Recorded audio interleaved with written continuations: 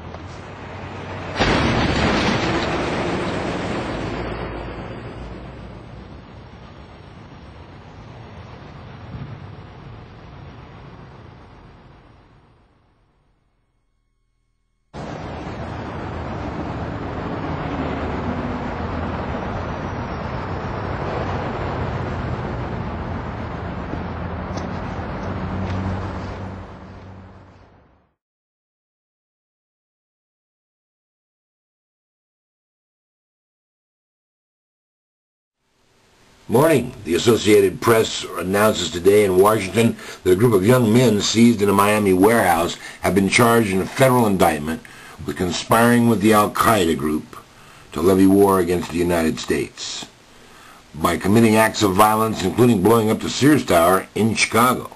The 7 individuals indicted by the federal grand jury have been taken into custody Thursday, and authorities swarmed the warehouse in Liberty City area of Chicago. Blew open a metal door. The incident also alleges that plans to blow up a federal building in Miami in conjunction with Al-Qaeda. Al-Qaeda is in America. We're going to switch now to Homeland Security, where we find out we have a name of one of the suspected terrorists.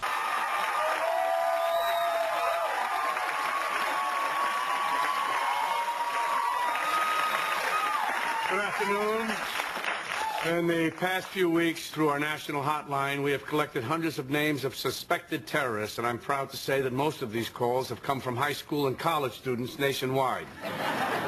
In fact, we received over 475 calls alone regarding this man. My balls is Harry. Good news out of Japan today. Tokyo, Associated Press. Many Japanese, after the aftermath of the Cold War, seriously questioned their country's security alliance with the United States. A decade later, those voices are a lot softer, and one nation deserves much of the credit. North Korea. North Korea. Oh, our little buddy Kim. The fears this week that the maniacal communist regime is preparing for its first test of its Long Dong Wong missile since 1998 has again illustrated a new fact that Tokyo's enduring partnership with Washington is important.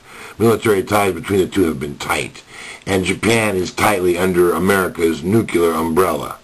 Since the last time we bombed them, they need help. We'll be right there. Don't worry, Kim's not coming there either. He's coming to Canada. More trouble in the Middle East today. Associated Press out of Jerusalem. Palestinian militants in the Gaza Strip fired 3 homemade rockets into Israel on Friday, hours after the Israeli Prime Minister pledged to push forward with airstrikes against the militants despite a recent string of civilian casualties.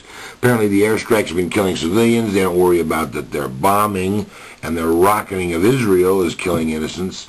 So it's a war of minds over there, and I'm deeply, deeply sorry, quotes the Israeli brand. That's all you ever say. So, speaking of rockets and the Roger Clemens, the rocket, returned to the Hill yesterday in Houston. He did okay. He lost. He pays $22 million an hour. The guy gets $22 million a pitch, and he lost. That's okay. He's back. The Rocket's back. We love the Rocket.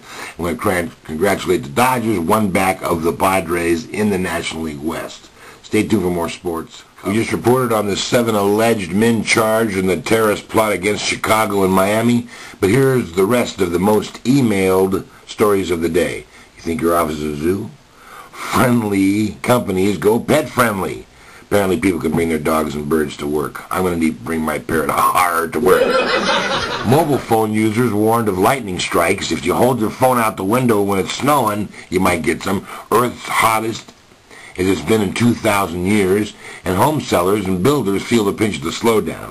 If you didn't sell your house now, it's too late. You're there forever.